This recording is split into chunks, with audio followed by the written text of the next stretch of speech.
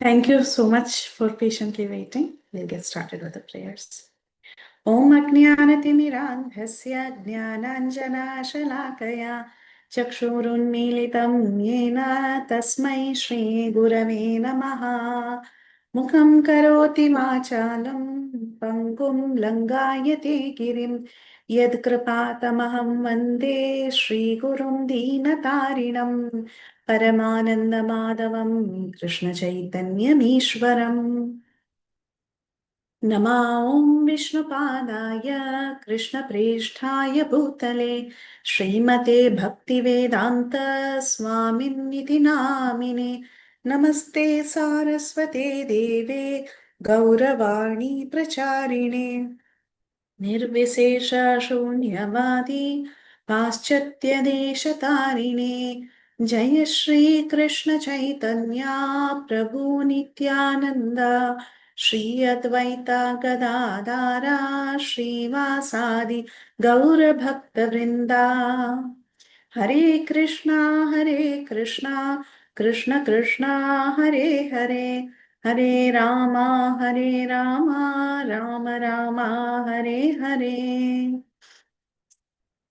ओम नमो भगवते वासुदेवाय ओम नमो भगवते वासुदेवाय ओम नमो भगवते वासुदेवाय नारायणं नमस्कृत्य नरं चैव नरोत्तमं देवीं सरस्वतीं व्यासं ततो जयम् उदीरयेत् नष्टप्रायेषु अभद्रेषु नित्यं भागवत सेवया भगवती उत्तमश्लोके भक्तिर्भवति नैष्टिकी कृष्णाय वासुदेवाय देवकी नंदनाय च नंदगोपकुमाराय गोविन्दाय नमो नमः. Verse number 37. So, I'm going to quickly give a summary of what we have done so far, but not a detailed summary. It's just going to be I'm going to skim through Kunti Maharani's prayers that we have done so far. So the Kunti Maharani prayers began from verse number 18 and they go till verse number 43. So from verses 18 to 20, Kunti speaks about knowing the Lord. She says that you are the supreme Lord, you are invisible and you're covered by Maya Javanika. You're covered by the curtain of Maya and you are known only to great personalities like the Paramahamsas and these Amalatmanas, all of them. But how can a woman know me? So that's how she finished verse number 20. Now, from verses 21 to 25, though she understands her situation, she still feels she's very fortunate. Okay, from verses 21 to 25. In verse number 20 only, she actually said that how can a woman know you? I'm so unfortunate. But immediately she changes her point of view. And from verses 21 to 25, she begins to say how fortunate she is. So she says, see, Devaki and Vasudeva are fortunate because they had you as their son. But I am much more fortunate because whenever we had problems, you came running for us. You didn't do that even when the first few sons of Devaki died. And she says, I'm so fortunate that I get to see your beautiful form. And she says that you protected us from various calamities under different circumstances. So I'm very fortunate. And finally, she prays the very famous verse. She says, Vipataha Santu Tasashvat. That means let these calamities come again and again so that I can see you. So that is actually one of my friends, she was telling that her Guru Maharaj, Radha Govind Swami Maharaj, was telling that if you ask me, what is one verse? Me means him. He told that if you ask me, what is one verse that gives the entire purport of Srimad Bhagavatam, then I would point to this one verse. That is the theme of Srimad Bhagavatam. A devotee, you see, you read the entire Bhagavatam, every devotee that is there in the Bhagavatam has undergone terrible, terrible struggles. Okay? But the underlying theme of all these devotees, there's not a single devotee who has not gone through struggles. But the underlying theme in all their struggles is that Krishna has been there for them. Why? Because they were so surrendered to Krishna. And they were ready to undergo any situation so that they can be with Krishna. So this one verse, he says, is the theme of the entire Bhagavatam itself. It is the crux of the entire Bhagavatam. So that was verse number 25. Let those calamities repeatedly come so that I can always be with you. Now, next, verses 26 to 28. After Kunti says that she is very fortunate in various ways, she talks about the qualification to approach the Lord. She says, who are the ones who are qualified to approach the Lord? Who are they? She says they should be akinchanatvam. They should be akinchanas. They should not think that they have anything. Why? Because you are akinchana gocharam. And she says all this janma, aishwarya, shruta, shri, all these are not good qualifications to know you. And she calls them akincha vrittaya. That means she says you are the property of the impoverished and you are equal to all. You are a person who's equal to all. It may appear like you favor some people sometimes and you're against some people at certain times. But everyone should understand that Krishna is only reciprocal. Okay, he's not partial, but he is reciprocal. Ye yatamam prapadyante. So like that, from verses to 26 to 28, she talks about the qualification to approach the Lord. Then from verses 29 to 31, she talks about how Krishna is so bewildering. It is very difficult to understand his nature. Why does she talk about this now? Because just in the previous verse, in verse number 28, she said, actually, you're equal to everybody, but some people are thinking you're partial. So she tells the bewildering nature of the Lord. And she continues to talk about it from 29 to 31. She says, no one can understand you. Your partiality is only imagined. You are aja, you are unborn, but you take birth. These are all inconceivable natures of the Lord. And she speaks that very sweet verse that fear personified is afraid of you. Yet bibeti swayam bhayam. So even fear personified is actually afraid of you. And what did you do? You appeared like, actually she says you were, not appeared. You were really afraid of the stick of Mother Yashoda because Krishna was really afraid. He was not putting up a show. He was really afraid of the stick of Mother Yashoda.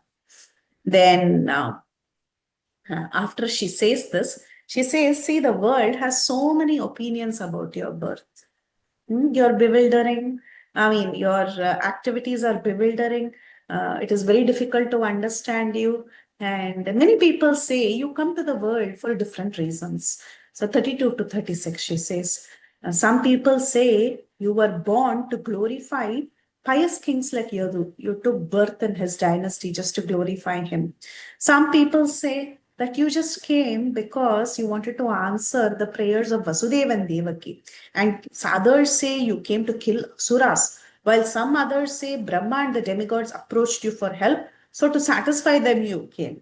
But she says the real reason for your appearance is to rejuvenate bhakti and deliver the conditioned souls. So Shravanam Kirtanam, to rejuvenate the process of Shravanam Kirtanam, you have actually come here. And she then, in verse number 36, she also talks about the potency of bhakti. So 35, she said, the process of bhakti, you came to re-establish and rejuvenate bhakti.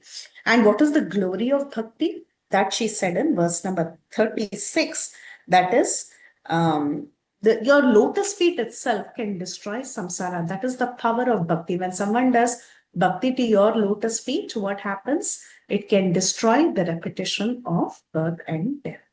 So today we have to do from text number 35 to 43. What is the theme for text number 37 to 43? The theme is to appeal for more association. She just said, right, give me more calamity so that I can get more of your association. So now she already prayed for calamities, but now she's going to pray for more association. That is what she's going to do from verses 37 to 43. And it's a very beautiful section. You can imagine she's the aunt of Krishna. She has a very nice personal relationship with Krishna, and she's going to beg him, don't leave me. Just like sometimes when we have very close relatives visiting, or we have very close friends who are devotees, or generally somebody who's very dear to us who's visiting, we feel somewhat sad when they are leaving us. We don't want them to leave us. Though we have to resume our duties and all that is there in the back of our mind, though we are thinking, okay, after they leave, from tomorrow I have to get back to work, I have to do this, I have to do that. All this is running in our mind. Still, there is some vacuum, there is some emptiness because we relish their association so much, right? Now imagine this is the Supreme Lord and it is the Supreme Lord's aunt. What a beautiful bond they would have. And not only that, Krishna had a bond with each one of them who was present there. And from time to time, he would go to take their association and give his darshan and his association. So now Krishna was going to leave them. So it's not easy. Already Krishna was stopped many times, I told you. Now it's Kunti Maharani and she stopped him. She started offering prayers. Now Krishna heard all the prayers, but it appears that he's actually getting ready to go. And you think Kunti Maharani will leave him? She doesn't want to leave him. So verses 37 to 43, she appeals. Please stay back. Give us more association. That is what she's asking. Okay. So we'll get started. अद्यनस्त्वं स्वकृते हितप्रभो जिहाससि स्वित्सुहृदो अनुजीविना येषां च चान्यत् भवतः पदाम्बुजात् परायणं राजसुयोजितां हसाम्. Anyone would like to read the translation? Mataji, please share. Oh, I'm not sharing. Sorry. Somehow I assumed they started sharing.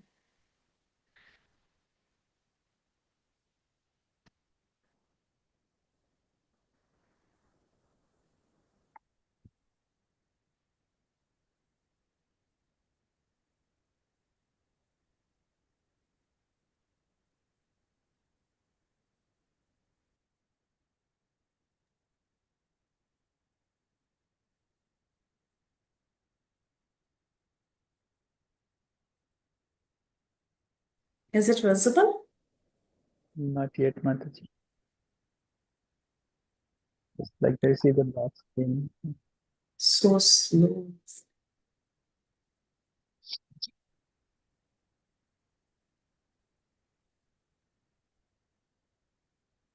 Now visible? No, at least not for me, Mataji. Mataji, can we read it from the book? And meanwhile, I've got. I can see it I now. know my Zoom is. It's visible now, ma'am. Yes, Mataji, now it is visible. Can I read? Mataji? Yes, Prabhu. I'll read, Mataji. Thank you. Translation. O my Lord, you have executed all duties yourself. Are you leaving us today? Though we are completely dependent on your mercy and have no one else to protect us, now when all kings are at enmity with us. Oh, 37, right? This is. I don't know which one. Oh, hold on. 37. Okay, very good. Adya. Okay. Adya is today. Api Adya.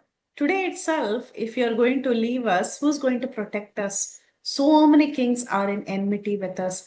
Are you leaving us today? We're completely dependent on your mercy. And, oh my Lord, you have executed all duties yourself. This is what Kunti is telling. See how she starts, I mean, how the English, at least translation is phrased. The first thing is, oh my Lord, you have executed all duties yourself. So she says, first and foremost thing, my dear Lord, why do you want to leave us? You are Swakrita. Tvam Swakrita ihita Prabhu. Swakrita, if you see the word to word meaning, it says self-executed. That means the Lord has all his duties automatically performed. He doesn't have to go to Dwaraka to go and perform his duties. Okay, why does Krishna have to return? She's asking him. Krishna, you have to return because you have to continue performing your duties. Once you go there, you have to take care of the kingdom, you have to take care of so many activities there. That's why you're going back to Dwaraka. Otherwise, why do you have to go to Dwaraka? Right? But then there is no need for you to go. You know why? Because your duties are automatically performed. Krishna, does he really have to perform duties? No. All his duties are automatically performed. You are a person whose necessities are automatically accomplished. Okay, so Krishna has so many necessities, but does he have to work to accomplish those necessities? No, it is not needed. They are all automatically accomplished. So then why do you have to go to Dwaraka? She says. So there is no worry. You are dharma personified. And why should you go and perform duties? So there is no need for you to go and perform duties. Now, the next thing she's telling is, we are completely dependent on your mercy, and who will protect us if you go? We have so many enemies. Who's going to protect us? She's asking. But isn't that question quite silly? Because she has Bhima, who's the most powerful man on the face of earth. She has Yudhishthir Maharaj, who's Dharmaraj. She has Arjun, the best of all warriors. She has Nakul and Sahadev, who are very, very talented. What does she want? Can't they give her the protection? She's asking, who's going to protect us? But then she knows, she understands that actually she might have the best powerful sons with her, but then under dire circumstances, none of their powers were useful.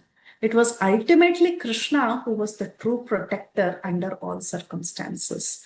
So anyhow, Krishna is wondering, why is Kunti Maharani asking, oh, who's going to protect us? She has such powerful sons. So Kunti Maharani was, Krishna was thinking that actually I have to move on. You can take care of yourself. Okay, this is the thought of Krishna. But whereas Kunti Maharani was thinking, what will we do without you? Even if I have the strongest sons with me, still true protection is only given by you. So let's see what Prabhupada is telling in the purport. Prabhupada says, actually the Pandavas, they are the most fortunate with all good luck. Why? Because they were dependent on the mercy of the Lord. Yes, the Pandavas were very, very powerful. But were they dependent completely on their own prowess? No. They were always dependent on the mercy of the Lord. In this world, sometimes we say when we are dependent on somebody, it is a big sign of misfortune. Like I remember at one point in time, I had to stay for about 8 months in my sister's house. Okay.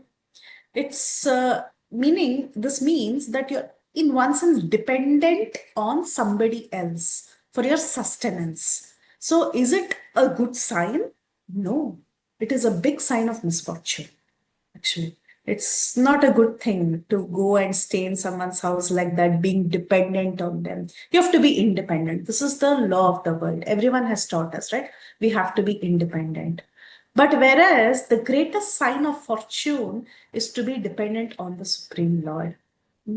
The material disease is used to thinking of becoming independent of everything. Yes, we should be independent in various ways, but we should never become independent of Krishna.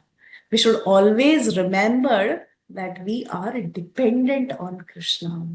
So the false attempt to become independent of the stringent laws of nature is called as material advancement of experimental knowledge, Prabhupada says. And he says that this whole world, how it is revolving, It is revolving in a way that we all want to become independent of the laws of material nature. But practically, we cannot become independent because ultimately we have to be dependent on one person who is the Supreme Lord. Prabhupada says, true independence is declaring our complete dependence on Krishna. So when we declare our complete dependence on Krishna, that is when we truly become independent. Otherwise, the independence that we are talking about, it is actually truly not independence. Because though I said I don't want to stay dependent on somebody, I don't want to stay dependent on my sister's family, and I want to be independent, and I became independent. In truth, I am not 100% independent. Why? Because every second I am dependent on the laws of material nature that is controlled by Krishna. So in true sense, nobody is independent. Okay. So we should understand that to be dependent on Krishna means you're getting Krishna's mercy. So the Pandavas, they declared their dependence on Krishna. Kunti Maharaji, she is declaring her dependence on Krishna, which means she's the most independent. Prabhupada is telling, in Ravana, for example, he wanted to build a staircase to the heavenly planet. And he thought he's very great. But was he able to build a staircase to the heavenly planet? You cannot overcome the laws of material nature. Similarly, there are so many people who are trying to go to distant planetary systems by electronic mechanical power. But is this the goal of human life? No. The goal of human life is to become completely dependent on Krishna. So this is the true advancement. We are all thinking advancement means advancement in civilization. But that is not really true advancement. True standard of advancement is when we all can become completely dependent on Krishna and look for the mercy of Krishna, just like the Pandavas. He says the Pandavas always looked for the mercy of the Lord because they knew that every living being is dependent by his constitutional position. Jivera Swarapoi Krishnera Nityadas. By constitutional position, you are das. You're always dependent, but you should know whom you are dependent upon. First class independence is being dependent only on Krishna. The perfection of life is therefore to become dependent on Krishna means what? Dependent on the will of Krishna. That is what dependent on Krishna means. It doesn't mean that Krishna will come to your house, he will sit with you and he'll ensure that you get he will get whatever your salary is. It's not like he'll place it on the table and we'll go. That is not being dependent on Krishna. Dependent on Krishna means dependent on the will of the Lord. See how Prabhupada says, instead of becoming falsely independent in the material world, you become dependent on the will of the Lord. Those who become falsely independent or falsely independent of the Lord are called as anatha. Natha means a Lord. So those who do not have the Lord with them, they are anatha. Or natha means guardian, one who takes care. So those who are not dependent on Krishna are anatha. But those who are completely dependent on the will of the Lord, they're always submissive to the will of the Lord. They are called as sanata. So we are all sanata, and one who doesn't have anything to do with God is anatha. Sanata, anatha. So because we are sanata, we have a natha who can protect us. We have a Lord who's constantly protecting us. So we should understand that we should all be sanata so that we can always be protected from unfavorable circumstances. And Bhagavad Gita, it says, after Bahunam Janmana Mante, right? Famous verse, Vasudeva Sarvamiti. To come to the point of Vasudeva Sarvam Iti, after many, many births, one fortunate person becomes aware of the fact that Vasudeva is all in all, and the best way of leading one's life is to surrender unto him completely. Such a person, Samahatma Sudurlabha. He is a Mahatma who is very, very rare. So to declare your complete dependence on Vasudeva is very, very rare. And who did that? Who was this Mahatma who declared his complete dependence on Krishna, it was the Pandavas. So the Pandavas were all Mahatmas in householder life. Maharaj Yudhishthir, he's called as Haridas. He was a great devotee of Krishna and he was the head of all these Mahatmas. And who was the mother of these Mahatmas? It was Kunti Devi. She was a super Mahatma. So like this, the lessons of the Bhagavad Gita and the Puranas, specifically the Bhagavad Purana, are therefore inevitably connected with the history of the Pandava Mahatmas. For them, for these Pandavas and Kunti, separation from the Lord was like separation of a fish from water. What will happen when a fish is taken out of water? It cannot breathe, it cannot survive. Similarly, Kunti Devi was not feeling some ordinary separation. She was feeling like a fish out of water, and it was like a thunderbolt in her heart, like as if a thunderbolt had struck her when she knew that Krishna is actually going to lead them. After the battlefield of Kurukshetra, although so many inimical kings were killed by her sons who were so powerful, she thought that what is the value of her situation? What is the use of her life without Krishna's presence? Here it is mentioned, it is not only the Pandavas who are put to the condition of enmity, but all of us are always in such condition. And the best way for us is to become completely dependent on the will of the Lord, and then we can overcome the difficulties of material existence. So the best way to overcome difficulties in this world is to be completely dependent on Krishna. That is the one and only way. And what happens when you become completely dependent on Krishna? Krishna personally takes care. He personally takes care of us. Under any circumstance you may be.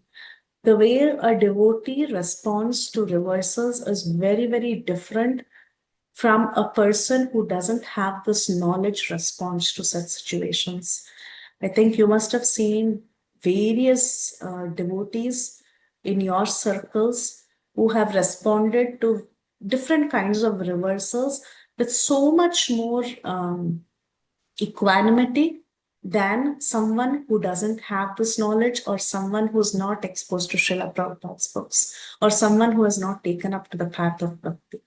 So when Krishna's protection is there, when you are ready to be dependent on the will of the Lord, then you can overcome any sort of situation in this world. Overcome, yes, Saudamani Mataji, would you like to add? Mataji, we were discussing, no, Dhanyavat Pranam Mataji. Mataji, you were discussing then to accept the will of the Lord. So does it mean accept what comes in our life? Huh? What is it? How can we take it, Mataji? Accept Krishna's will? To accept the will of the Lord. So how can we practically do this, Mataji? Like whatever comes in our life, or how to accept, or how to understand the will of the Lord? We don't have to understand the will of the Lord. We understand that whatever is happening in our life is because of the will of the Lord. And we submit to the will of the Lord. And we accept it with grace. We understand that Krishna is our ultimate protector, and Krishna will be there for us under all circumstances. Remember, he is not going to change the situation for you, but you will be equipped to handle the situation with so much grace that a person who doesn't have this backing cannot do. That is submitting to the will of the Lord. So whatever is happening to us, it is only because Lord has sanctioned it. And especially a devotee who is suffering knows very, very well that it is Krishna's sanction. And it is for my purity. It can be various things. A devotee may think it is for my purification that this is happening. And a devotee remains surrendered to Krishna. And because a devotee remains surrendered to Krishna, Krishna personally takes care of the devotee. Again, not by taking out the situation. The situation will be there, but still a devotee will be able to handle it with grace. And be thankful for the situation, even though it is such a bad situation. How? I don't want you to go through anything. But then every devotee will experience this in their life. Submitting to the will of the Lord means accepting it, everything, even the reversals as mercy of them. Okay. Does it make any sense at all? Yes, Mataji. Means whatever happened in our past, we accept it gracefully. Yes, and you accept this is Krishna's will, and he's there with me in every step. Whatever it may be, whatever the reversal may be, he will be there. And only when you're going through the reversal, you'll know how beautiful Krishna consciousness is. It is such a power-packed process. It is a very subtle process, actually. We might be thinking, oh, I'm just chanting. I'm not seeing any gross change in my spiritual life or anything. My life is not transforming internally or externally in any way. I just chant my rounds. I attend Bhagavad Gita classes. I attend Bhagavatam classes. I do Krishna consciousness. Yeah, I feel good about it, but I'm not seeing any viable change in my life. You might be thinking like that. But then when a reversal comes, your situation may be very similar to a situation of a common person. Just because you took the Krishna consciousness, it doesn't mean that Krishna has given you some concession that you will not go through difficulties. He will make you go through difficulties. And the way you respond to such situations will be very different. And he will give you the strength to handle it.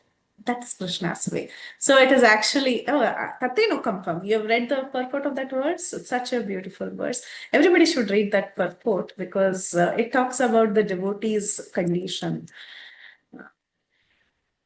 Yes.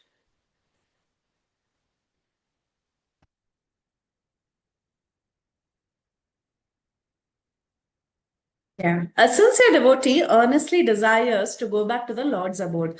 Therefore, he willingly accepts the Lord's merciful punishment and he continues offering respects and obeisance to the Lord with his heart, words, and body. Such a bona fide servant of the Lord, considering all hardship a small price to pay for gaining the personal association of the Lord, certainly becomes a legitimate son of God, as indicated here by the words Daibak. Just as one cannot approach the sun without becoming fire, one cannot approach the supreme pure Lord Krishna without undergoing a rigid purificatory process, which may appear like suffering, but which is in fact a curative treatment administered by the personal hand of the Lord. Look at the language Prabhupada uses. I mean, he's coming with deep realizations. He's gone through this, how much struggle he went through. Krishna likes doing it to his devotees, not just because not that he's a sadist.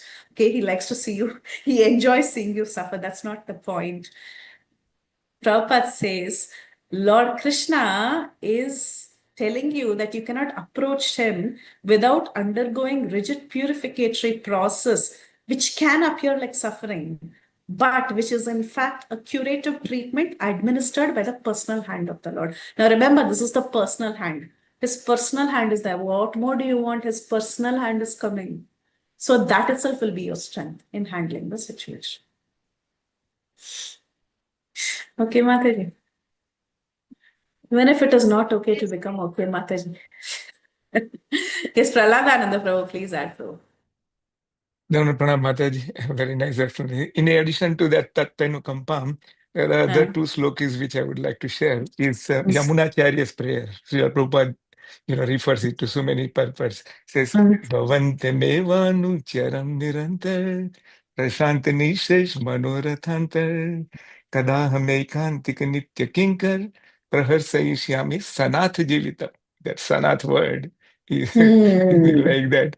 That's one. And the other one is Bhagavan Krishna is promising Arjuna in 18th standard that mat chitta sarva durgani mat prasadat tarisyasi.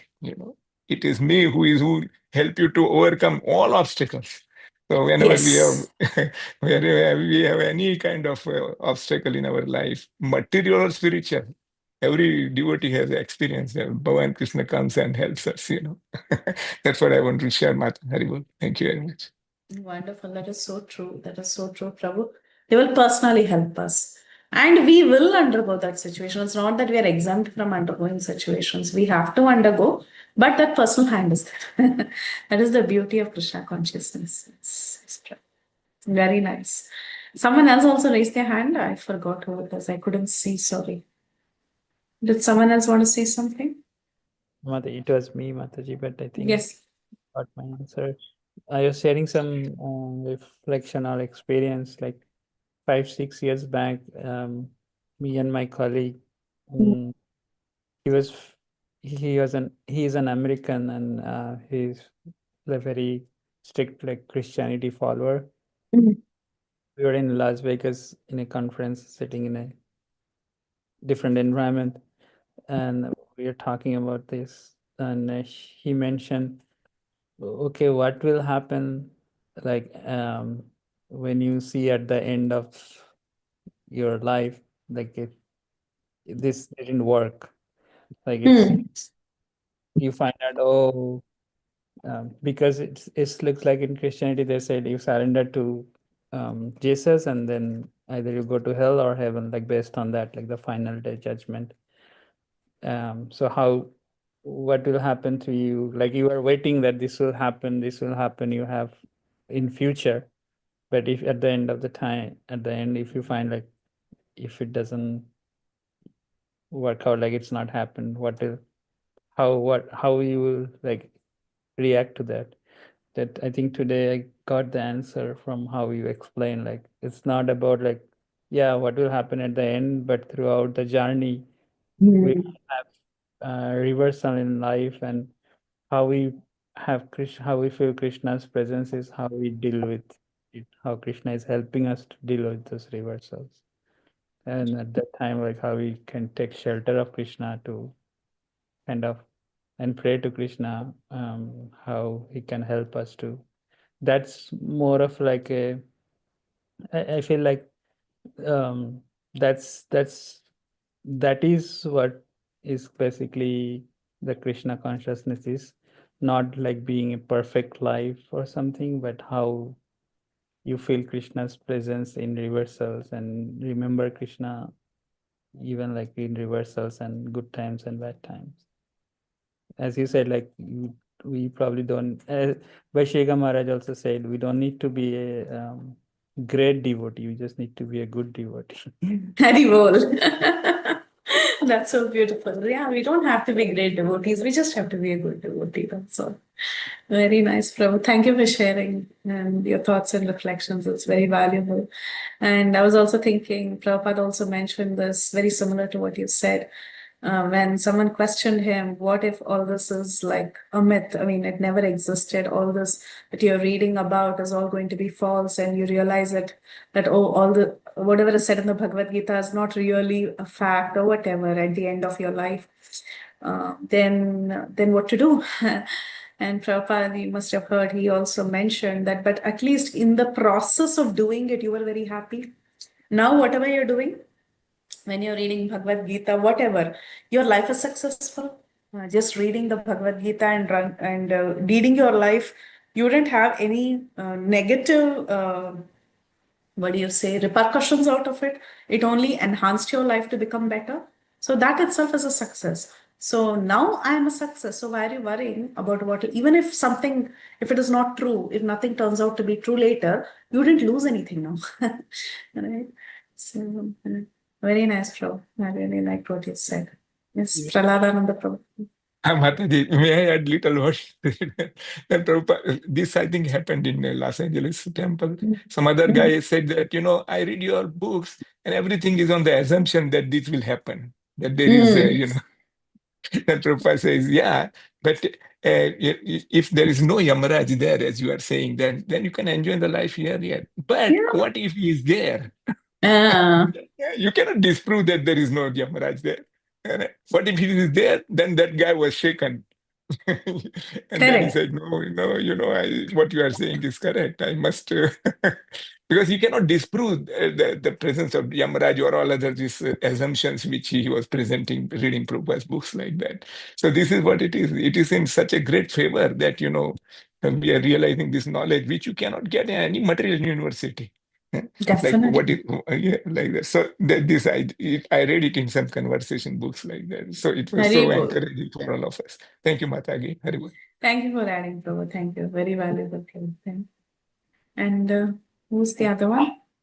Can I share? Yes, yes, please. So after like attending so many classes and lectures, and I mean, I'm not very like a consistent follower or like even not devotee, but when we meet like in our friends group, I think we have at least particularly one friend, we have a realization at this point, like Krishna consciousness is not like, it's a process to like clean your heart and consciousness. I think we should enjoy the process rather than being too much focused on how I can be perfect in Krishna consciousness. Beautiful. Yes, you're 100% right, Prabhu. Actually, the process should be enjoyed. I've seen, I mean, like we talk about devotees who are very serious and who are all about this has to be done perfectly, that has to be done, this has to be followed correctly, that has to be. Don't lose yourself in getting too serious about these things and forgetting to enjoy the process. Right? The process is so nourishing. It is so nourishing. Enjoy the process. I think that is how we become better devotees. When we are in the process, we enjoy the process. We don't freak out thinking about the process or stressing out about the process. Yes, very well said and so relevant to all of us. Thank you. Yeah, Shyam Gopal Prabhu. Hare Krishna Mataji. I want to give a different perspective about this. So, actually, when you come in devotion, I don't say our is more of a kitchen religion, right? ISKCON. So, before joining ISKCON, I think I used to think like what I have to do Saturday evening, Friday evening also, and Sunday. So now I have Friday Bhakti Ruksha. Sunday I have Sunday feast. Temple. Yeah. And now I think nowadays I see that the temple has even some programs on Tuesdays and Thursdays. So when I cannot attend those programs, and again there is a plus your sadhu sangha, and in addition to that, we created some group where we do hiking, right? Hiking group is there, and so many other groups. Plus service in the temple. So we are actually busy. So all those worries which you had is like that particular time span where you generally have worries, what will happen on Monday. Those are gone. Like miss, you have to like before you have to like drown yourself in some kind of a drink or something like that on Fridays, right? But you don't have to do that because now Friday you are engaged in sadhu sangha. So in a way, I am enjoying the food, right? That like at home you will not make so many dishes, like you make like and then I gain the knowledge, right? I can ask question which generally I cannot ask somewhere else. So Okay. that clarity brings the clarity of life. So who am I, right? So that those kind of things are happening. So in a way, I see that even if there is a suffering which is there, there is no time for suffering. Oh, yes. That You- is so true. Oh, yes, that is very true. For a devotee, there is no time to sit and lament and suffer. Actually, there is no time. You're right. Even when they're going through reversals, there is no time to lament because there are so many things to do. Yes.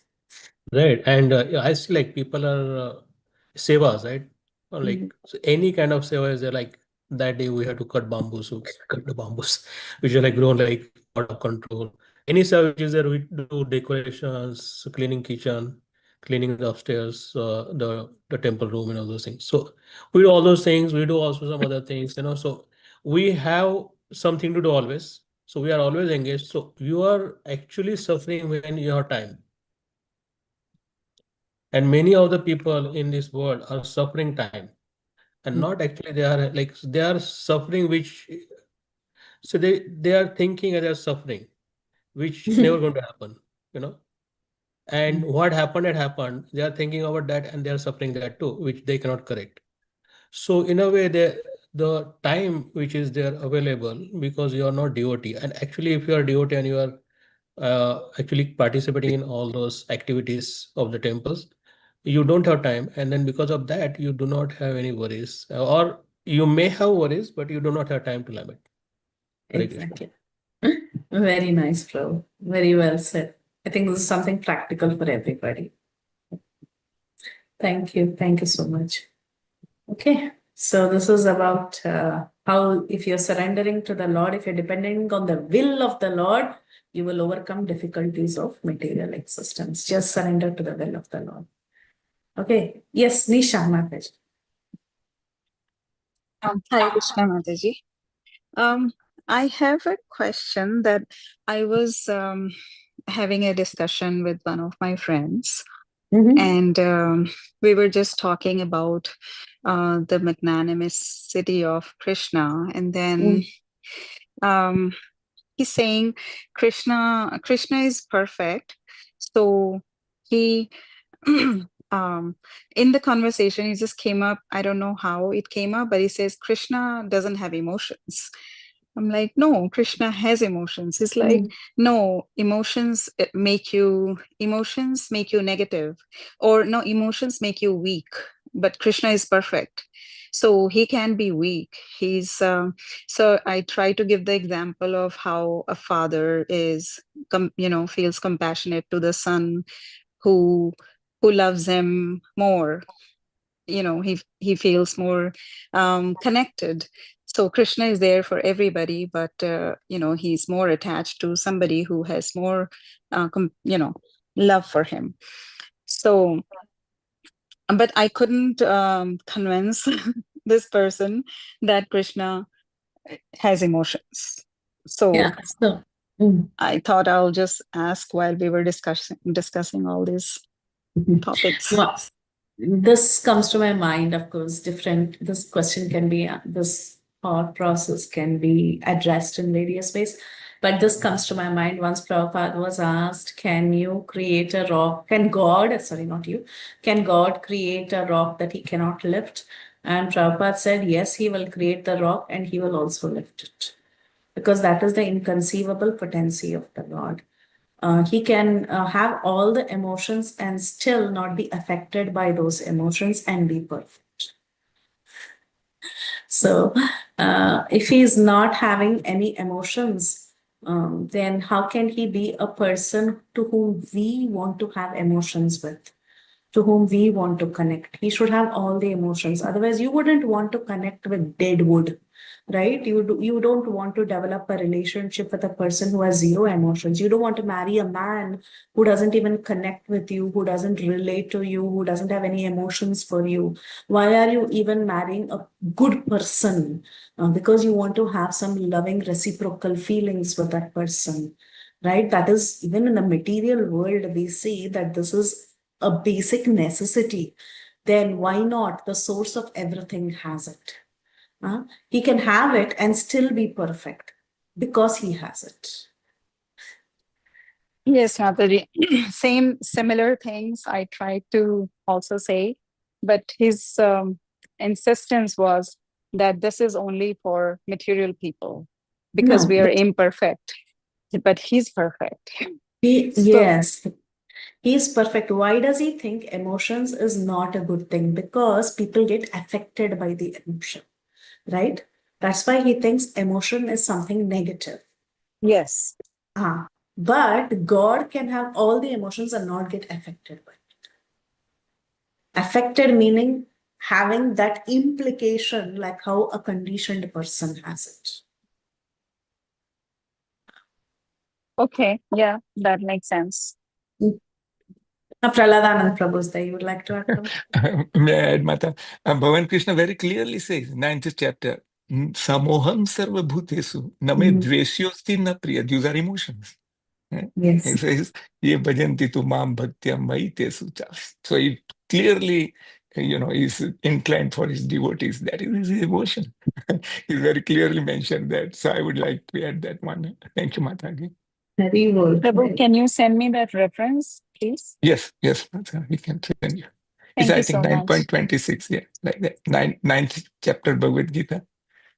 Samoham Sarva, very famous sloka. Yeah. I will share it. Okay, no problem. Thank you, Hari. Tulsi Gopi Mataji also adds, Krishna has transcendental feelings called as emotions.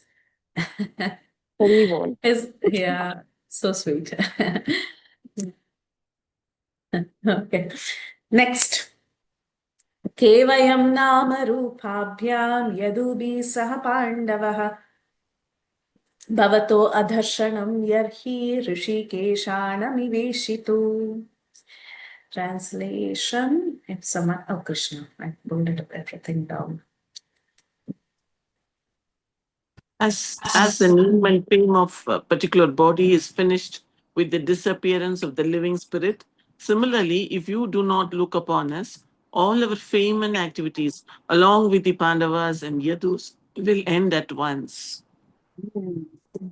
So she says, if you do not look upon us, what is the use? All our fame and activities, you're telling Bhima is very strong, Yudhishthir is Dharmaraj himself, and we can take care of ourselves. But the truth is, we cannot take care of ourselves by us. I mean, we are not fully capable. And all this name and fame that you're talking about all these people, it is finished after this body is finished. Similarly, if you do not look upon us, then our lives will also end at once. This is what Kunti Maharani is telling, that whatever my sons have, all this is useless because it is very limited. It is there only till this body is there. And your grace is the only thing that lasts forever. So that is what she's trying to mean here. And here in the purport, it is mentioned that Kunti understood very well that the mere existence of the Pandavas was also possible only by Krishna himself. So you all know how she had already prayed earlier that you had protected us from a series of calamities. And if you go through those calamities, some of the calamities, Krishna was not even directly involved. Like, for example, she begins with she says a few things like Purushada, Visha Mahagne. In these places, Visha, when Bhima was administered poison, was Krishna directly present? He was not present, right? When the Mahagni, that is the luck palace, was Krishna directly present? He was not present. Okay. Purushada, when that man-eating demon was there, when Hidimba was there, or Bakasur was there, was Krishna directly present? He was not present. But then she attributes everything to Krishna. Because without Krishna's mercy, there is no question of existence of the Pandavas. The Pandavas are incapable of doing anything. So whether it is direct or indirect, she understands everything was possible only by the mercy of Krishna. The Pandavas, here the purport says, the Pandavas are undoubtedly well established in name and fame and are guided by the great king Yudhishthir, whose morality personified. And the Yadus are undoubtedly great allies. But what is the use of everything without the guidance of Krishna? Without Krishna, they are useless. They are as good as senses of the body without consciousness. What is the use of senses of the body when the consciousness is not there? So therefore, Prabhupada says, one should not become too proud of his capabilities. One should not be too proud of his prestige, power, his fame, all this. Because ultimately, everything is nothing but a spark of Krishna's splendor. Krishna has bestowed his mercy upon us. So we may have some power, so we may have some fame, so we may have some beauty and so on. It is nothing but Krishna's mercy. He's just given a little bit, one little tiny spark. He sprinkled it like that on us and we have become very proud, thinking we have everything. But we should remember we are always dependent, and the ultimate dependable object, Sarvaloka Sharanya. Actually, in Ramayana, we come across this phrase for Lord Ramchandra. He is the ultimate shelter for the entire world, the most dependable object. There is only one dependable object, and that is the Supreme Lord himself. So we may therefore invent, by our advancement of material knowledge, all sorts of counteracting material resources. But then without being guided by the Lord, all our inventions is nothing but a fiasco. However strong and stout the reactionary elements may be. Prabhupada uses very, very strong words. He says actually all of our advancement, all this is nothing but a big fiasco. Fiasco means big flop. So everything is a big flop without Krishna's intervention and Krishna's sanction and presence in it.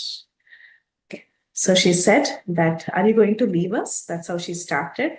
And she said, what is the use of us staying here without your protection? And Krishna might ask, who said you can't protect yourself? You have all the strong people on your side. But then she says, we are useless. How long is the strength going to help us? After the end of the body, it is going to go away. Just like how the senses are useless when the life force leaves us. Okay. So now let's see what happens next, what she says next. Neyam shobhishyate tatra yate dhanim gadadhara tvatpadair ankita bhati swalakshana vilakshita. Translation.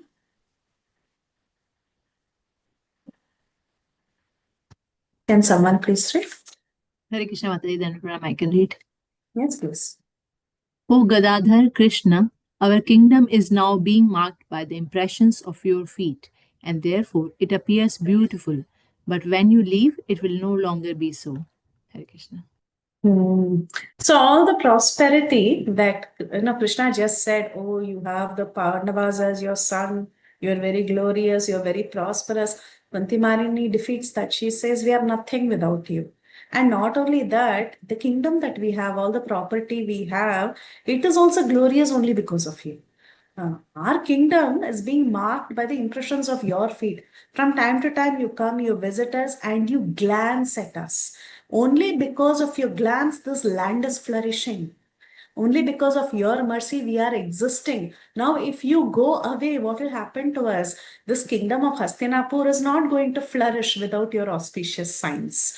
Meaning with the footprints of your feet, without that footprints, how will this land flourish? That's what she's asking. And in the purport, Prabhupada talks about the distinguishing marks on the soles of Krishna's feet.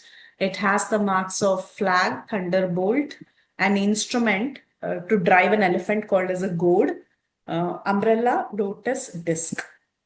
So like this, there are some marks on the feet of the body of Krishna. And when Krishna walks, he walks barefooted so that he can bless the land with the footprints on his soles. And you all know in Vrindavan, he always walks barefooted.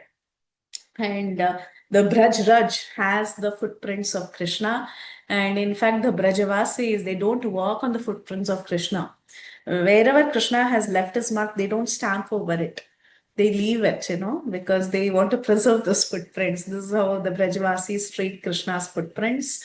This is how the commentators talk about it, like Sanatana Goswami and others. They mention that the Brajavasis, when Krishna was around and he used to walk, they would just leave that footprint, preserve that footprint. They would not walk over it. The entire land of Braj is filled with the footprints of Krishna. Similarly, here Kunti Maharani is telling the land of Hastinapur was marked when Krishna was present with the Pandavas. And because of the footprints of Krishna, the kingdom flourished. Of course, there was blessings and all that given by Indra and the demigods, and that's how they built this Hastinapur and Indraprastha, especially Indraprastha.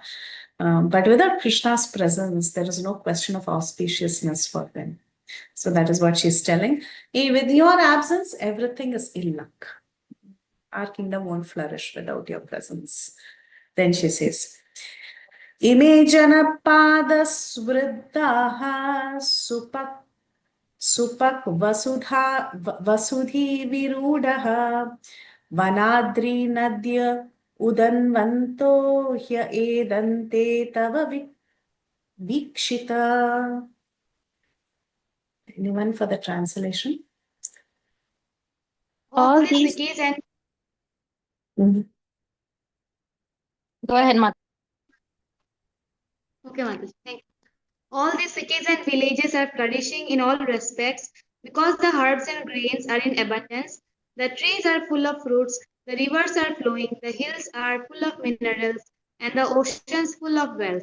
And this is all due to your glancing over them.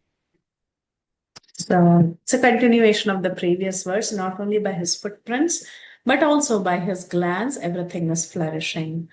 And Prabhupada, he says, human prosperity is flourishing only because of natural gifts of nature. Where there is fresh water, where there is good resources like fruits and vegetables growing nicely, that land is considered very, very auspicious. So Prabhupada often says that to live a happy life, you just need a piece of cultivable land and one cow, and you can live happily. You need a nice tract of land where you can live, you can build a hut, you can cultivate some crops, and you can have a cow and you can live very, very happily and satisfied. Of course, this is like what Prabhupada is he's trying to drive in a point to us of simple living, high thinking. And he's telling that the gifts given by nature is very precious. There is no match to these gifts as compared to the gigantic industrial enterprises. So these industrial enterprises, he says, they're products of a godless civilization, because ultimately we are going to eat food. Ultimately, we cannot eat something produced by the industries, right? So we are dependent on nature for everything, be it the food we eat or the water we drink or the shelter we need. Everything we are dependent on nature. So he says, if you keep increasing such troublesome industries, you're taking out the vital energy of the human being, and there will be dissatisfaction in general. There'll be a lot of exploitation of nature. Not only are we exploiting nature, we are also causing a lot of harm to ourselves. And today we are talking about environmental impact, right? Environmental impact on human beings, about different radiations that we are exposed to, about the way the air is polluted because of industrialization and so on. But we have the nature's gifts like good grains, vegetables, fruits, rivers, jewels, minerals, sea full of pearls, everything. All this is supplied by the Lord in abundance. He's given us everything that we need. So human beings can take advantage of these godly gifts of nature, and they can be very, very happy instead of having this exploitative motive of lording over material nature. He says the more we attempt to exploit material nature according to our whims and fancies of enjoyment, the more we become entrapped by the reactions of such exploitative attempts. Actually, when I started my working, my first job was being an environmental engineer. And I would go to different locations, crazy locations. It would be in forest fires, deserts, oil spills, whatnot. So name it, we would go there. And if you see the kind of solutions that is brought out to curb an environmental issue would be a bigger problem in the next few days. And then to solve that new solutions problem, we have to come up with another solution which will end up becoming a bigger problem than the first two problems. And this is a chain. So that's why Prahlad Maharaj used to say that you can never solve a material problem by a material solution. You truly need spiritual solutions. So in the name of solving certain environmental issues, the solution would bring about new environmental catastrophes, actually. So that is the nature of this world. I mean, it's inevitable. That's how this world functions. But we see how Prabhupada gives so much importance to simple living, high thinking. He says, a man need not kill an animal if he has sufficient grains and vegetables to eat. We can make it simple. We don't have to complicate things. The flow of river water fertilizes the fields, and there is no more than what we need. Minerals are produced in the hills, the jewels are in the ocean. If human civilization has sufficient grains, minerals, jewels, water, milk, why should we hanker after these terrible industrial enterprises at the cost of the labor of some unfortunate men All these natural gifts are given by the Lord, and they are obtained by the mercy of the Lord.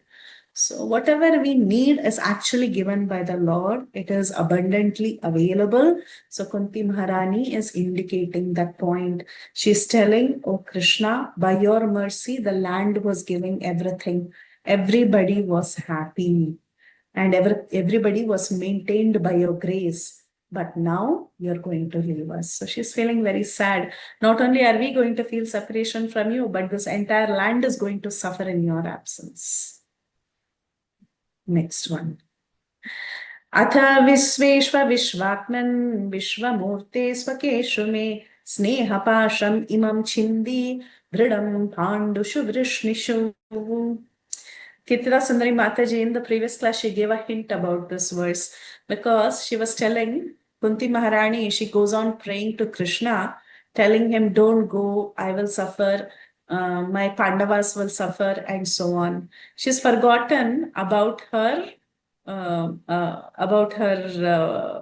parents' house. Okay, she's forgotten about the Vrishnis because Vasudeva is her brother. She's forgotten about her parental house. She's not thinking about them. She's only thinking about her Pandavas, her sons. So that is what this verse is going to talk about. But then she stops thinking about both her sons, Pandu's sons, and also her parental house. She thinks, I'm just being too selfish. I'm either thinking about myself or I'm thinking about my parental family. But she says, please sever this tie of affection for my kinsmen, be it the Pandavas or the Vrishnis. All that I want to do is I want to be dedicated to you. So that's what she calls out here. She says, O Lord of the universe, O soul of the universe, you are the soul, Vishwa Atman. You are the soul of this universe. You're keeping up this entire universe. O personality of the form of the universe, please therefore sever my tie of affection for my kinsmen, the Pandavas and the Vrishnis. So she's thinking, I'm asking for my self-interest. All this while I was thinking, don't leave me, don't leave my sons, don't leave my land. We are all dependent on you. And she's ashamed. She's thinking, why am I always thinking about me, me, me? But she's thinking only about her sons, about her Hastinapur, about her Indraprastha. Then she thinks, okay, let me think about my parental family. Maybe I'm ignoring them. And then she thinks, why is everything around me? It is my parental family, my sons, my land. This is how we are, right? We are only thinking about ourselves. Me is in the center all the time. She thinks, let me put Krishna in the center. Why it's about me? So she says, please sever this tie of affection. Enough. I don't want to be tied up like this. Sever the tie of affection for my kinsmen, the Pandavas and the Vrishnis. Let me not think in terms of I and mine. That's what Kunti is indicating here. See how Prabhupada says. Prabhupada says a pure devotee of the Lord is ashamed. She's ashamed to ask anything in self-interest. Self-interest is not only about I, it is also about mine.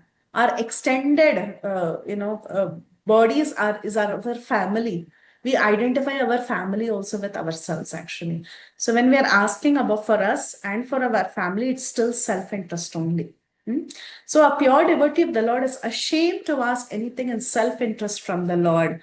But the householders are sometimes obliged to ask favors from the Lord, being bound by family affection. It is natural. Yes, it is selfish, but still it is natural. So Srimati Kunti Devi, she was conscious of this fact and she prayed to the Lord, oh, I'm just too attached. She said, cut off this affectionate ties for my own kinsmen, the Pandavas and the Vrishnis. Okay. The Pandavas, of course, are her own sons, and the Vrishnis are the members of a parental family. And Krishna was related to both families. And both families, they took help of the Lord. Both of them were dependent devotees of the Lord.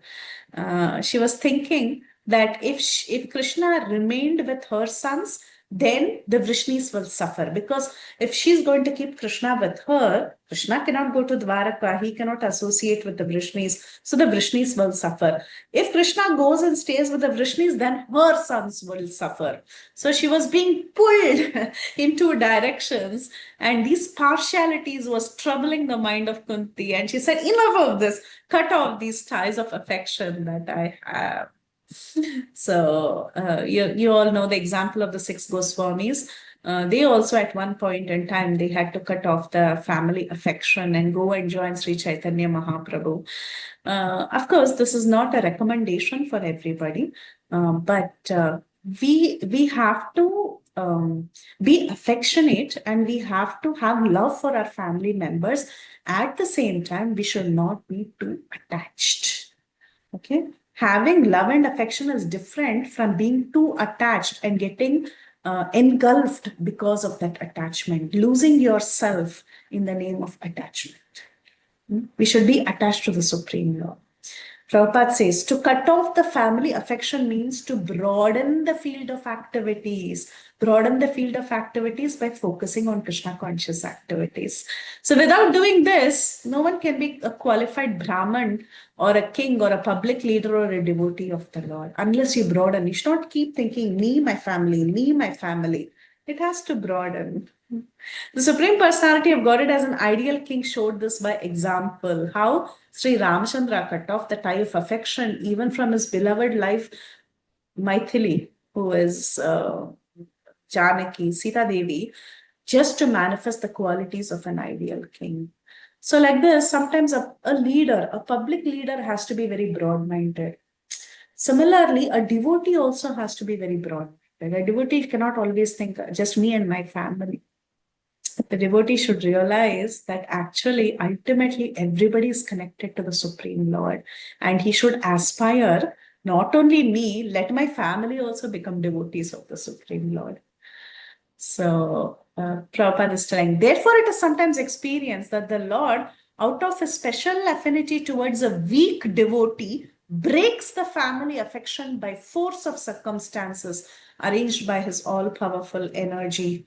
By doing so, he causes the devotee to become completely dependent on him, and he clears the path of his going home back to Godhead. Yeah, true. So some weak devotees, very attached to one's own family, to one's own spouse, whatever it may be, sometimes the Lord decides, okay, enough, I'm going to cut it off. And is he being harsh, or is he being a sadist? Is he trying to do some harm to the devotee? No, he understands this devotee is very weak, unnecessary attachment. So he causes the devotee to become completely dependent on him. Then this devotee has nobody, right? Only Krishna. So complete dependence on Krishna. That's what Krishna wants. He wants that ananyata, only me. All the time he says it's only me, mami, kam sharanam vraja, prapan sakradeva prapan tavasmi iti cha yachate. So he's very possessive. So he doesn't like sharing, apparently. So he says, if you're very weak, this is what I will do to you. So that was interesting. Now, text 42. Yes, Sadami Mataji, Praladananda Prabhu. Dandapanam Krishna Mata. Mataji. Okay, go ahead, Mata. Prabhuji, Yes. May I go ahead, Mata? Yes. Yeah. yes, Okay. yes. Yeah, the same sentiment was explained by Surdev Maharaj in 5.5.3. He says that how much you should be attached to your family, to your wife, your children, your money, your whatever. And he said, Yeva mayi se krutu saurudartha, janesu dehambar vartikesu, gruhesu jaya jarati matsu na priti yukta yavad arthasya loke. Yavad arthasya loke means all the mothers put required balanced amount of namak, of salt in dal. You know, that much affection you should have for your family, as much as required. Otherwise, the rest of it should go to Lord Sri Krishna. Every day one should think that, at any moment I have to leave these people. Any moment. Right? And what will be my next unless I have attachment for Lord Sri Krishna. That's why I say, Yevam Maise Kruta Sohrudartha. One who has done Sohrudam to me, I will be attached very little to the people in general, at home, to wife and children, as much as required. What is the verse, Prabhu? 5.5.3.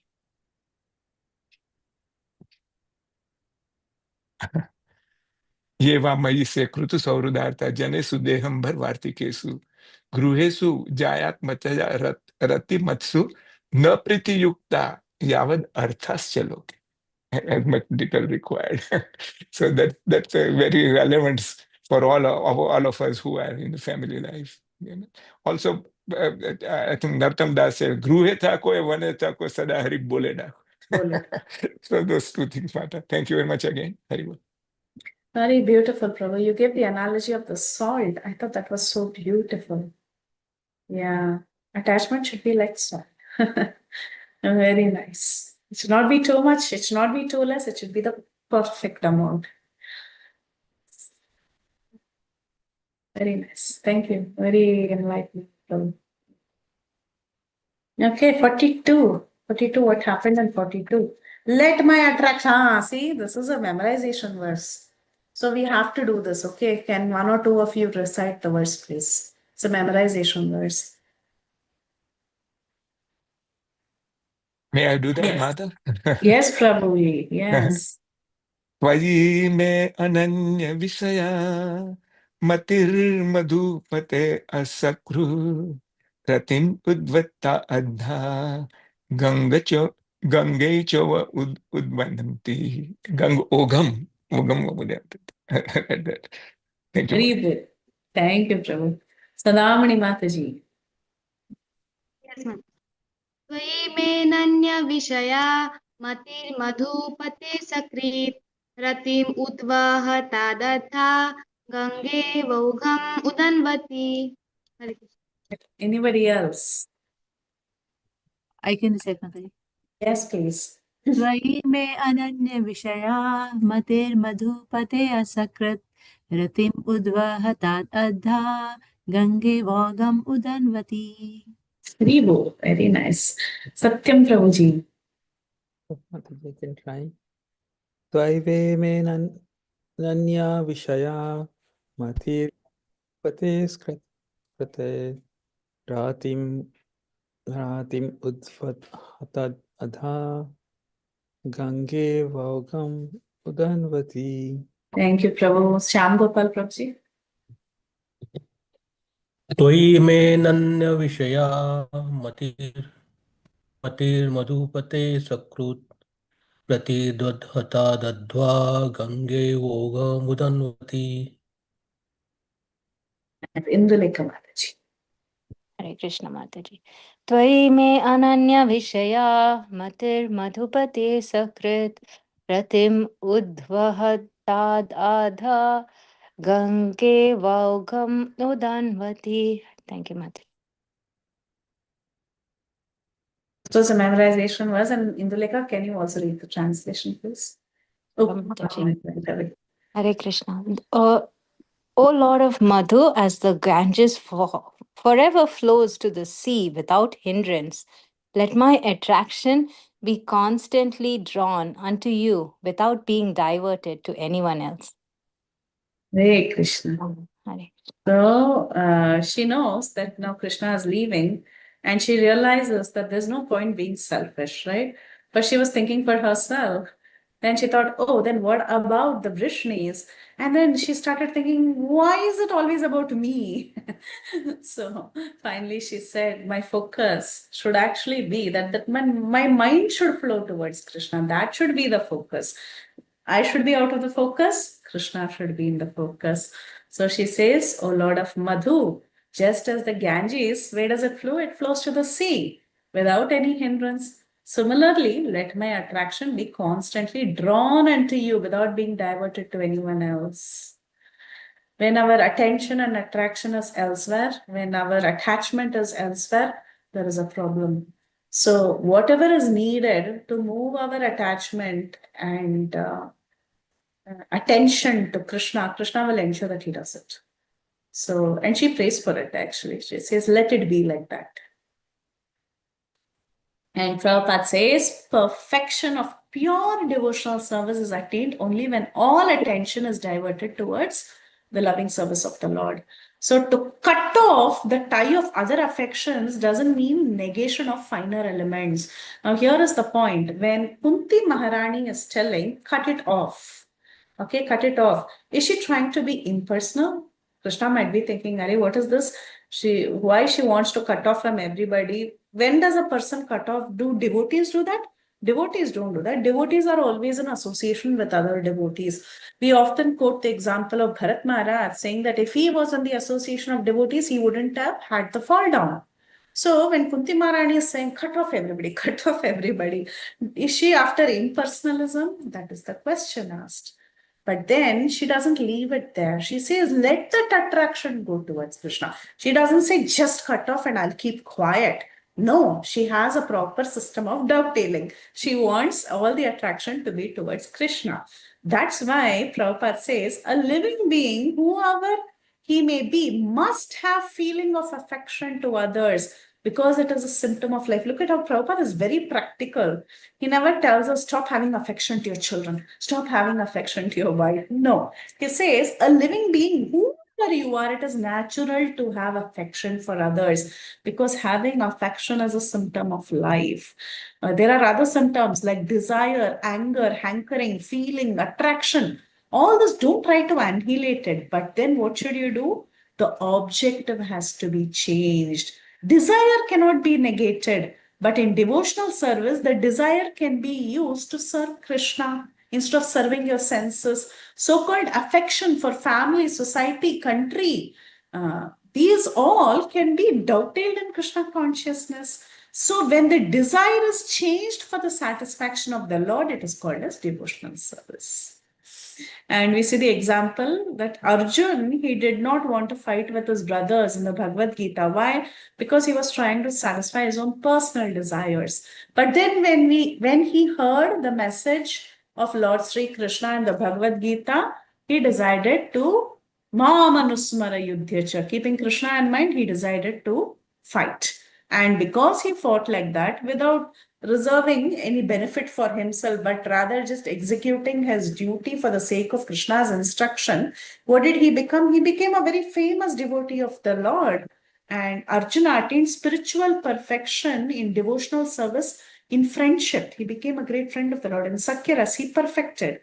So fighting was there, friendship was there. Arjun was there, Krishna was there.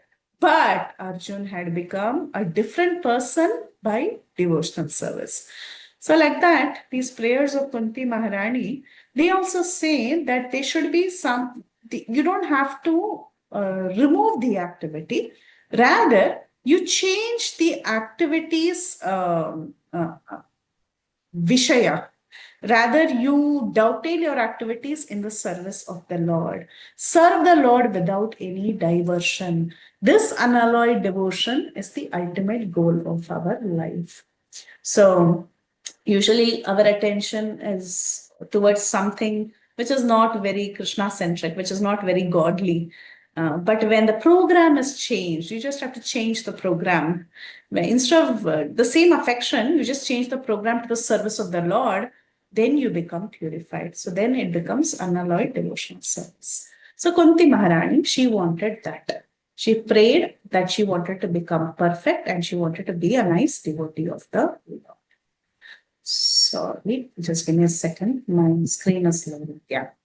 So now a question may be raised. This question all of you will be having in your mind, right? To whom did Kunti Maharani have affection? Did she have affection to some random, some doggy or some cat or some deer like that in the forest? No. Her affection was for the Pandavas and the Vrishnis, who are great devotees. Right? So Prabhupada is clarifying. He says, her affection for the Pandavas and the Vrishnis is not out of the range of devotional service, because the service of the Lord and the service of the devotees are identical. Sometimes the service to devotee becomes more valuable than the service to the Lord. But here, the affection of Kunti for the Pandavas and Vrishnis was not in the consciousness that they are devotees of the Lord, but rather it was due to this family ties. So the tie of affection in terms of material relation is in relation of Maya, because these relations of the body or the mind are due to influence of external energy. If our affection is only because they are family members, then it is because of the influence of external energy. But you should learn to have relationships on the soul level.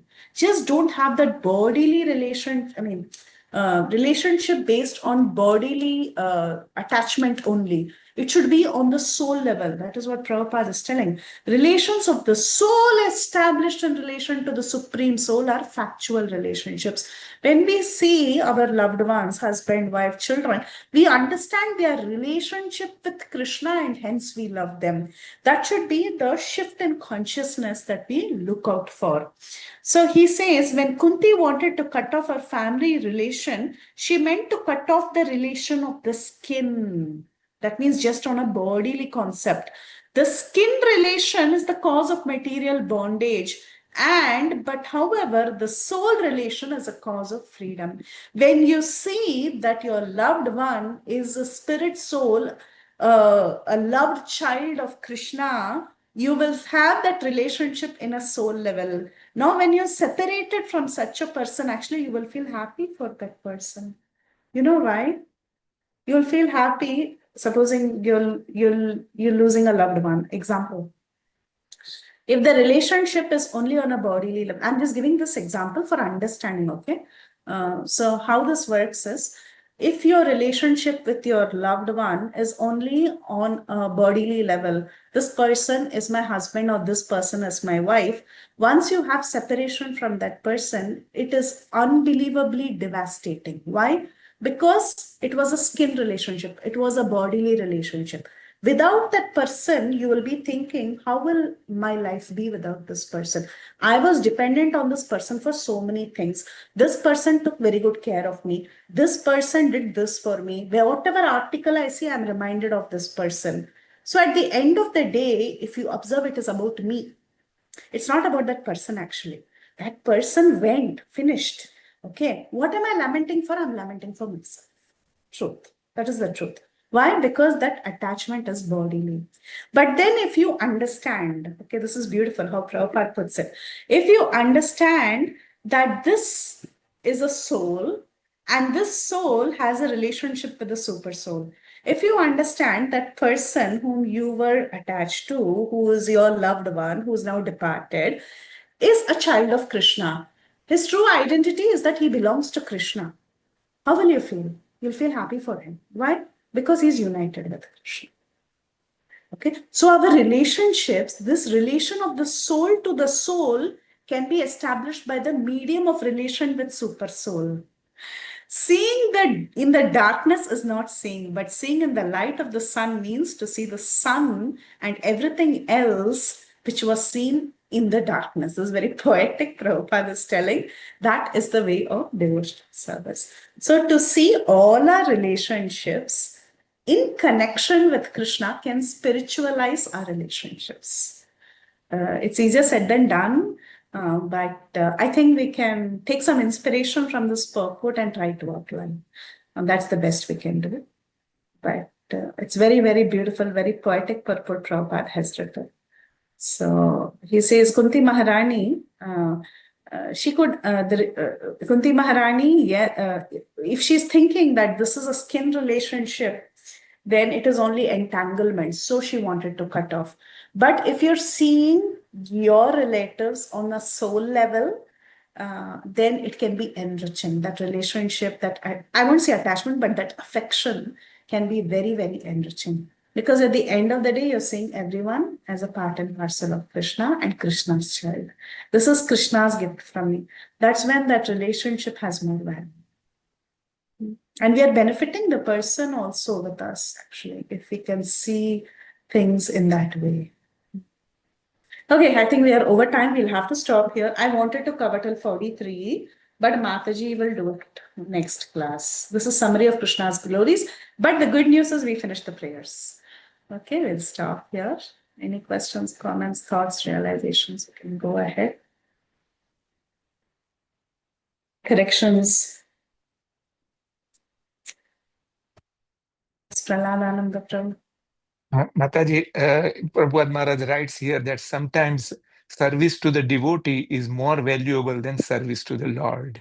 And this he has emphasized in Adi Puran slok, where he says, Ye me bhakt jana partha, na me bhaktaste jana.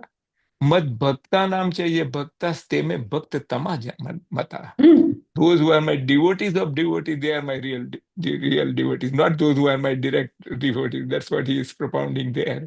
And I saw that quoted by Satsrudas Goswami in one of the Prabhupada Lilamrit volumes, he putting like that. So this is a beautiful thing, that we have to become captive to Srila Prabhupada so much, or any pure devotee, of Lord Sri Krishna. Through him we can get Lord.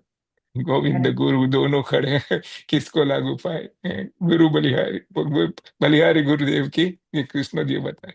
So these are our very fundamental principles Prabhupada is emphasizing here. I just wanted to show that, Mata. Thank you. Haribol. Haribol, beautiful Prabhu. Devotee of my devotee is my real devotee. That's why we say we serve in the spirit of dasanu, dasanu, das. And that's how our spirit should be. Yes, Tulsi Gopi Mataji, you want to add? Hare Krishna Mataji, thank you for the wonderful class.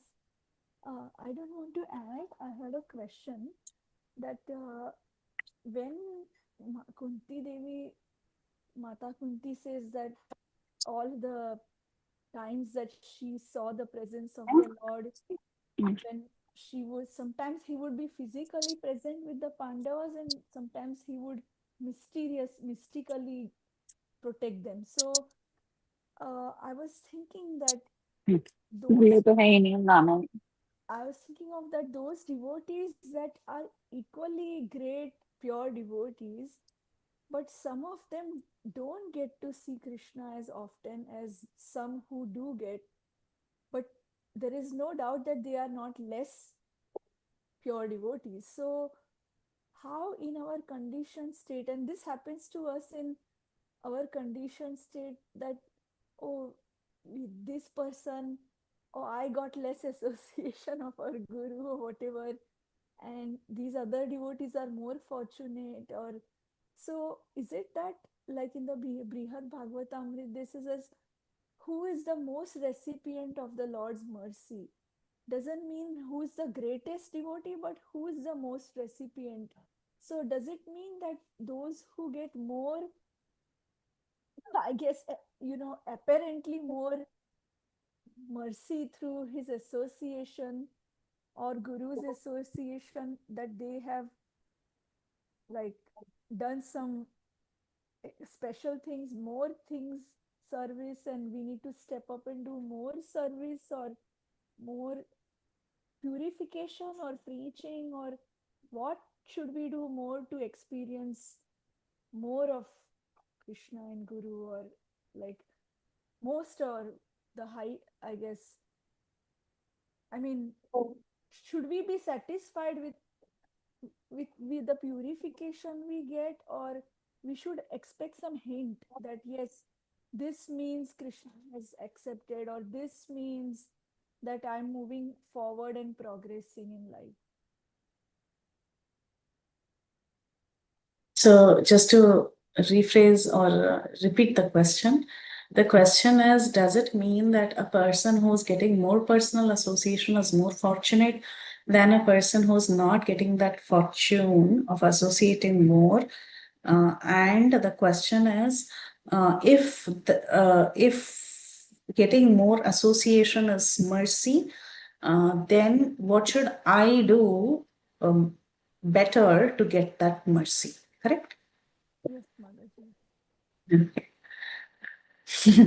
Okay. So in and you quoted Brihad Bhagavatamrita. So in Brihad Bhagavatamrita, you saw that the situation of the gopis was that they didn't get really the personal association of Krishna, but they were seeing Krishna everywhere. right? Which means that they were completely absorbed in Krishna consciousness. That was the greatest mercy. The other people, they had Krishna's association a lot. The rest of the people, not rest of them, many of them like the Vrishnis, Uddhava, then you had Pandavas also. They also got personal association to a greater extent than the Gopis got. Gopis did, but then later they never got. And only when they were separated, they were declared as the recipients of the greatest mercy of the Lord, because their prema was so high. So, what is real mercy? If our prema for Lord has increased, that is real mercy. It is not whether we have the personal association or we get to see the Lord, meaning like, or get to see the Guru, for example, you said. That is not really the thing. How much our love has increased, and what to do for the love to increase? So we have to just continue to sincerely endeavor doing what we are already doing, which is Shravanam and Kirtanam and chanting and sincerely yearning for it, praying for it. Actually, praying for mercy. Praying for mercy is a very beautiful anga of devotional service. We should sincerely hanker for it, pray for it, and it will be bestowed, Mataji. But mercy is not really in the association. I mean, like getting personal association, especially when it comes to Guru. When it comes to Guru, you know very well. I mean, I don't have to tell you, rather you would be telling me, but still I'm saying because you asked. You know better how Prabhupada, for that matter, had hardly any interactions with his Guru, personal Vapu association. And many of our Guru Maharajas also, they have hardly had any personal interactions with Prabhupada. And many of us also, for that matter. But that is not a measure of anything, actually. But if we desire, there's no harm. We can hanker and pray for it. There is no harm. Because at the end of the day, everything is nourishing. Vapu is nourishing, Vani is nourishing, everything is nourishing. If that is our desire, the best way to ask for it is to pray for it. That's all. Pray sincerely for it and continue to do what we are doing. But that is no measure of our improvement in bhakti. Improvement in bhakti or advancement in bhakti truly depends on the sincerity of the sadhana. That is, which includes how happily and nicely, how much we are relishing hearing it chant. Okay, Mataji, I answered your question. Thank you so much. So that's the measure, that am I relishing and being happy with my, I guess, with my sadhana and hearing chanting versus external dependencies. Yeah. And I mean, we still want it, but that cannot be our measure, basically, right, of happiness. It's not a measure, but if we can want it, there's no harm. At the end of the day, it's your Guru Maharaj. What's the harm? It's very happy. It's nice to hanker for it. And it will be bestowed when time is ripe. It will be done. And for you, I don't have to say it's. Yeah, for you it happens. So what I'm saying is, for a person who's hankering, it will be bestowed. I mean, Mataji, when I think of my own case, I feel that I used to have more, and over the years it has become very less. So I feel like, should I hanker, or should I just be satisfied? And It depends. It depends. I can't say you should and you shouldn't. But either way, it's okay. Yeah, either way, it's okay. And if he gives us mercy, that is causeless mercy. And somehow Krishna has made that arrangement. Guru Krishna Prasadi by Bhakti Lata Beej. From Guru, you get Krishna. From Krishna, you get Guru. From Krishna's mercy, you get association of Guru. From Guru's association, you get Krishna. So we can, yeah, definitely we can desire, but we don't have to impose, meaning like. Sometimes what happens is we artificially, I mean, you don't do it, of course, but sometimes it so happens that in the name of asking for more, we are imposing ourselves on our Guru Maharaj, which might not be appreciated. So that is, of course, everybody knows that's not appreciated, but we can desire Mataji. There's no harm. If it comes, it comes. If it doesn't come also, it's fine. It's Krishna's mercy anyways. Yeah. Mataji, when on the other account, if the suffering increases, should we consider it that because our the mercy is increasing, or should we consider that, oh, our prarabdha reaction has started, or should we start, like, should we analyze, or just not analyze any of that? And like that Prabhu, Satyam Prabhu, or someone said that you should not even have time to think of lamenting. And so Not even have time. You should be relishing. Like I was just thinking, when you're hankering for some Guru's association or Krishna's association, whatever, that hankering is there, right? There is a relishment in that hankering. You should be in that moment and you should relish it. That's all. then what about suffering? Like, should we think that we will never think out of humility that, oh, we are so great that Krishna is giving us suffering to test us. We will always, at least I will always think, okay, what went wrong, and how should I correct myself? Or That's how a devotee should think for himself. But the world will see the devotee as a good example. So we have to think ourselves as fallen only. See, if you ask me personally, if I'm suffering, why am I suffering? You think I will think, oh, Krishna is keeping me as a special candidate. No, come on. I know my prayer. I know how hopeless I am. So, but I mean, I still don't have the vision after all this hearing also that, oh, this is the mercy and thank him for this mercy. I will think that, okay, yeah. what am I doing wrong? What am I doing wrong? No, yeah. So we think, what am I doing wrong? Or sometimes we are so fed up, we're like, yeah, whatever, let it go. Like that, you become so immune after some time, you become numb. Okay. You're like, yeah, whatever. He's the boss, let him figure it out. And you leave it after some time. Initially, you're like, why me? Why this had to happen? I feel so low. And then it happens 10 times, you're like, yeah, whatever.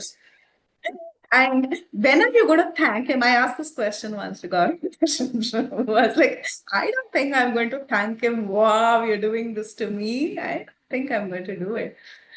Yeah, maybe we are not never going to look at it as mercy. But he said, I mean, it's just just opinions given by acharyas again. He was reflecting on it. But he said, yeah, so how, just like today, initially I didn't think, whatever, okay, Krishna, this is what you desire, fine. Initially, how did I feel? Oh, why am I suffering? Why me? Why should this happen? Am I doing this? Am I doing that? Then slowly the growth has happened and you're like neutral. You're like, okay, bring it on, fine. You become sensitized. And then the next level, probably the evolution, next step in the evolution is like, yeah, this is also your mercy. Thank you so much. Maybe it will come later. It has not yet come. That's the understanding, Mataji. Okay, thank you, Mataji. But I'm sure many of you must have had this experience of being like neutral. Yeah, whatever, let it be. As if we have not seen this. Okay, fine. Like that. If that is what Krishna wants. Yeah, just accept. But appreciation for the reversal, that could come much later. I think this was when the Narada Muni story was mentioned in Bhakti Vaibhav class only. Actually, I was asking him this question. In that Narada Muni story, when Narada, he accepts this reversal as a blessing from the Lord, actually, just like Kunti Maharani. Kunti Maharani is telling, give me more. He doesn't say, give me more, but he says, I saw this as the blessing of the Lord and I went on. I was asking him, I cannot see it as a blessing. Maybe I can accept it. Okay, this is what is destined. This is Krishna's will. I accept Krishna. Like the previous purport we read, you just accept and you understand it's his way. That's it. And you thank him and you move on. But when will I think that this is, wow, what a mercy he has bestowed upon me? When will I think? I asked this question. So it was like in the case of Narada, it actually, though it appears that the verse came immediately, it took him some time to think like that, actually. So similarly, my understanding from the answer he gave is that everything, it's a process of evolution. Initially, you're blaming, like for example, Kritadyuti, she was blaming the Lord when she had an issue. Then you look at the example of sometimes, people are neutral. They're like, okay, like Amrish Maharaj is like, okay, folded his palms, submitted to the situation. Krishna sends Sudarshan Chakra. That is being neutral, for example. And Kunti Maharani or even Narada Muni, they're seeing it as mercy, which is probably the next level. When we experience, we'll know, Mataji.